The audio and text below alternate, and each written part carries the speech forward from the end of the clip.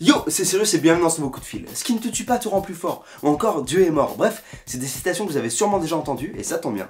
Parce qu'on va attaquer l'un des épisodes les plus demandés depuis la création de l'émission. Il s'agit du surhomme de Nietzsche. Friedrich Wilhelm Nietzsche est un philosophe allemand. Alors il a deux particularités. Déjà au niveau de son nom, il a toutes les consonnes dedans. Donc pour l'orthographe c'est plutôt simple, hein, vous mettez tout. Et ensuite au niveau du physique, c'est quoi cette moustache hein? Le mec a une moustache plus épaisse que ses cheveux, hein. On dirait un balai quoi. J'adore les saucisses de Francfort. Et Heinrich, mon chien. Il a étudié la philologie, c'est l'étude d'une langue à partir des textes. Il est devenu lui-même professeur de philolo. Mais il a pas pu continuer longtemps parce qu'il avait des maux de tête à répétition, genre hyper violents. Donc il arrête à 35 ans, et là pendant 10 ans, il donne tout ce qu'il a, et il publie la majeure partie de ses œuvres. Sachant qu'à ce moment, il passe déjà sa vie dans une grande solitude. Et là à 45 ans, sa maladie le plonge dans un état critique, genre en mode légume, pendant 10 ans. Alors monsieur Friedrich, on dit plus rien là, hein? Ben, ça rend plus fort alors ou pas? Hein? Eh ouais, eh ouais, eh ouais.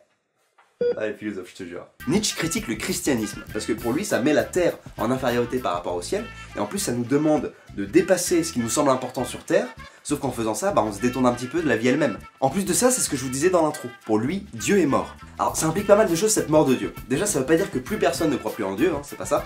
Ça veut juste dire que nos valeurs ne reposent plus sur la foi. Or, l'héritage de notre morale, en tout cas chez nous, il est judéo-chrétien, c'est-à-dire qu'il vient de tout ce qui est tu ne tueras point, etc.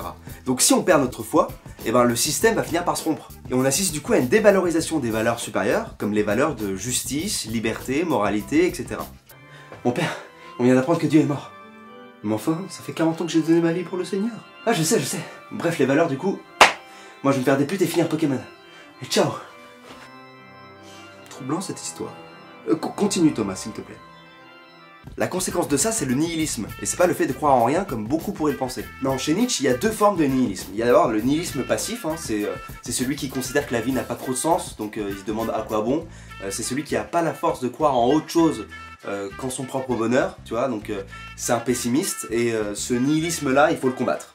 Mais si Dieu est mort et qu'on va perdre nos valeurs, autant qu'on les perde parce qu'on les remplace par quelque chose. C'est ce que Nietzsche appelle le nihilisme actif, et il va nous falloir un petit peu d'aide pour remplacer ces valeurs. Ouais, on va remplacer les valeurs. Ouais, il y a une dévalorisation. Ouais, voilà, exactement, tu vends tout. Ouais, exactement. Ouais. Au niveau de la justice, par contre, t'as le cours? Non? Prudence alors, prudence. Du coup, il va vouloir revaloriser la vie elle-même, revaloriser l'être. Il va vouloir rectifier, si tu veux, cette infériorité de la terre par rapport au ciel qu'on a vu tout à l'heure dans le christianisme. Et en fait, il se rend compte que chaque être a une énergie en lui qui est moteur, qui le pousse, et il va partir de ça. C'est la volonté de puissance. Vous vous souvenez du conatus de Spinoza? Alors le conatus, c'est l'effort de persévérance dans son être. C'est genre par exemple la plante qui pousse, le cheval qui galope, l'homme qui pense ou qui désire. La volonté de puissance de Nietzsche, c'est très proche, sauf qu'on n'est pas dans la persévérance de son être, mais on est dans le dépassement. C'est-à-dire que le but, c'est pas de conserver sa puissance, mais c'est de l'augmenter indéfiniment. Et si on va à l'incarnation de cette volonté de puissance la plus haute, la limite vers plus l'infini pour les matheux, on arrive au surhomme. Alors pourtant, j'ai bien suivi la notice, mais je suis pas sûr que ce soit la bonne manière pour dépasser mon être. Je suis pas sûr. Hein. Enfin, tu me diras, le ridicule ne tue pas. Hein. Ce qui te tue pas te rend plus fort. Donc peut-être que le ridicule te rend plus fort. Ah, j'avoue. Putain, j'avais pas pensé à ça. Ouais. Et là, vous en pensez quoi?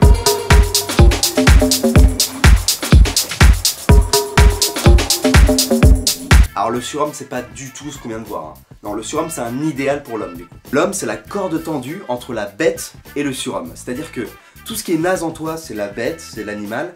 Et ce que tu veux atteindre, ce que tu dois atteindre, c'est le surhomme. Alors faut pas du tout le voir comme Superman ou un truc surnaturel. Hein. Du tout. C'est quelque chose de très concret. En voulant être un surhomme, l'homme se surpasse. Et pour Nietzsche, c'est ce qui fait de lui un homme. Autre chose d'important, le surhomme, si tu veux, il désire pas un monde idéal, un monde qui pourrait arriver, qui pourrait exister. Non. Le surhomme, il veut et il consent ce monde, notre monde, et du coup, il en désire même le retour. C'est quelque chose qu'on appelle l'éternel retour. En fait, Nietzsche dit qu'il faut vivre sa vie de telle sorte qu'on puisse souhaiter de la vivre indéfiniment. C'est déjà relou avec un iPod, alors je te laisse imaginer avec la vie. Après, ça peut être très cool. Continue Thomas, s'il te plaît. Mais ça peut être aussi très nul. Hein? Mais non, ça va pas durer longtemps. Allez, penchez-vous en avant, là. Voilà. Donc ce qu'il faut, c'est voir cette idée de l'éternel retour comme une épreuve à passer pour savoir si on se rapproche ou pas du surhomme. Le surhomme, c'est donc l'accomplissement de la volonté de puissance et de l'éternel retour. On peut voir le surhomme comme une destination, la volonté de puissance comme notre moteur, et l'éternel retour comme la route que l'on prend. Alors attention, le surhomme il va donc nous aider à remplacer les valeurs dont on parlait, mais il remplace pas vraiment Dieu. Parce que le surhomme, si tu veux, il est pas au-delà de notre réalité. Le surhomme, c'est un idéal concret, en tout homme, sur Terre. Mais maman, ça veut dire qu'il existe vraiment, Superman? Mais bien sûr, mon chéri, il est en toi, au plus profond de ton être. Cool! Après cette conversation, Jason est mort suite à une chute violente de plusieurs étages, croyant pouvoir voler.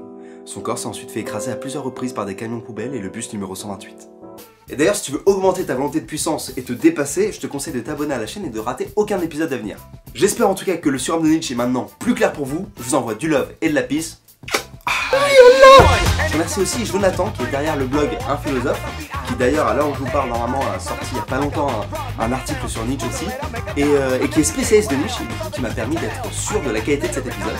Autre chose, souvent quand on parle de Nietzsche, on évoque le nazisme. En fait ce qui s'est passé c'est que les nazis ont utilisé Nietzsche pour défendre leur idéologie, notamment avec l'idée de surhomme par exemple, en parlant d'un surhomme physique, alors que Nietzsche finalement avait plus l'idée d'un surhomme intellectuel.